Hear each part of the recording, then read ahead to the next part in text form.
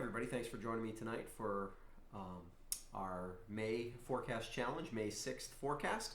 When I started doing this forecast challenge, I chose May partially because I thought I could fit it in during this month, especially as I'm kind of stuck at home with COVID stuff most of the time. And also, I chose it because the weather tends to get nice in May. I thought people would be happy to hear forecasts in May, as I could predict warmer weather and things really being what people were hoping them to be.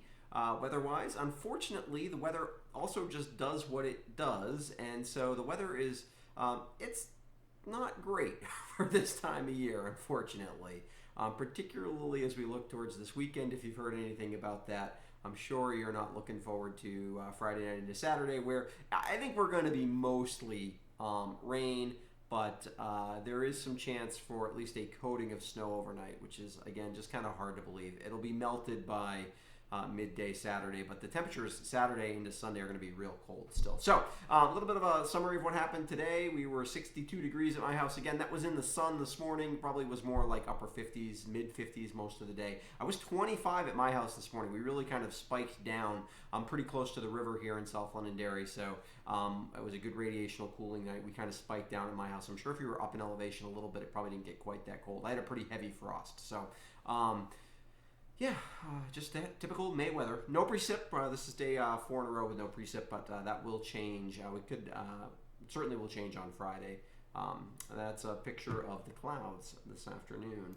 Looking at local radar, what's been going on today? It's just sorry, pager's going off. Looking at current radar, what's going on right up close by. You can see there are some, on radar, there are some radar returns here over southern Vermont and certainly a bunch more in western New York. But if you kind of watch the way that this is spinning, it is kind of all pivoting offshore. Most of this is going to stay offshore. There is a storm developing off the coast, but it's going way out to sea, way out into the Atlantic.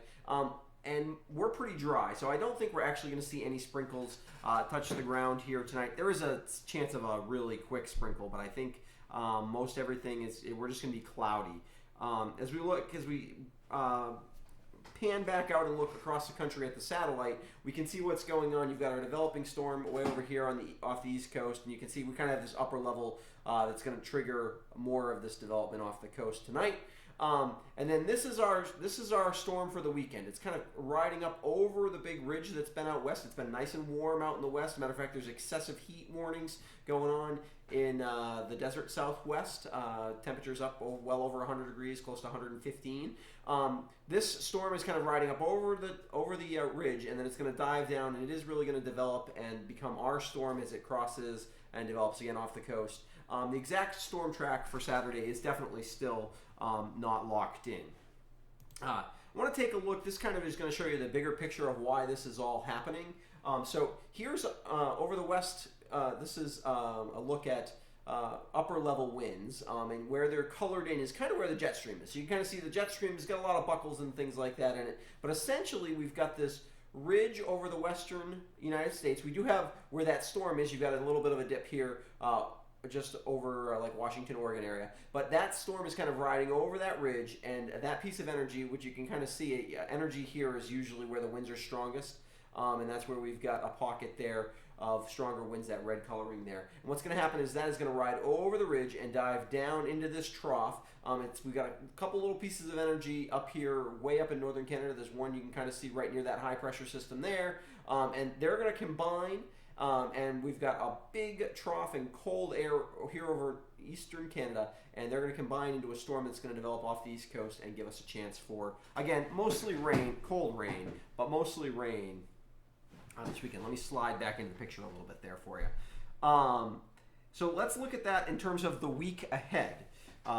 So Thursday, tomorrow, we're looking at mostly cloudy in the morning with sun developing in the afternoon. Tomorrow should be a pretty nice day, especially in the afternoon. Highs in the lower 60s, a little bit warmer tomorrow than it's been the last couple of days.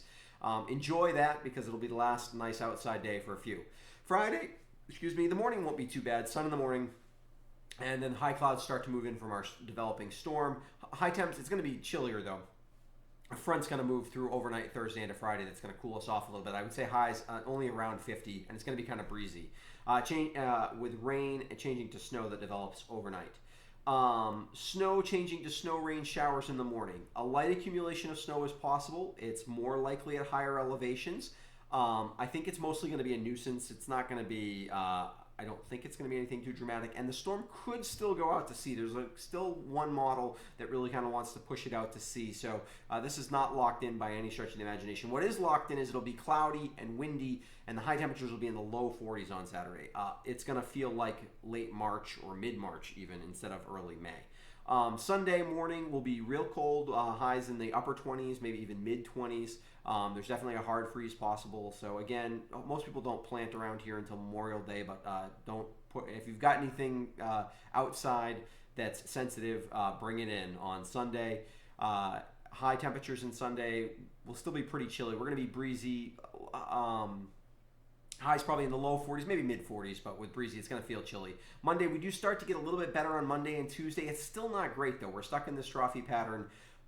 We are on a gradual upswing, though. I think by the end of next week, we really do move into a chance for a real warm-up, and not just a 1 or 2 day warm-up, but a sustained warm-up. And warm-up this time of year, if we're warmer than average this time of year, we could be in the 70s and 80s very easily. So there is an end in sight. Bear with me. I'm sorry that since I always do winter weather forecasting, I seem to be holding that winter weather on for you as we approach the end of May, but stick with us. Again, if you've been following my forecasts each night, one of the reasons I'm doing this is to help with my monthly challenge to raise money for the Neighbors Pantry in Londonderry, Vermont. And you can visit my website to see more information about that. It's right up there on the homepage when you get to the website. And you can also, or you can just go to my Patreon page, which also has the link to the video I did about why I'm doing this. And you can support me and support the food pantry through my Patreon. Anything I take in from patrons this month will go to the Neighbors Pantry. And then if you want to continue to support me after that, I really appreciate that. And that money would go to help me improve my equipment and improve the number of forecasts I can do for you. And you can always catch all my videos by subscribing to my YouTube channel or by following me on Facebook.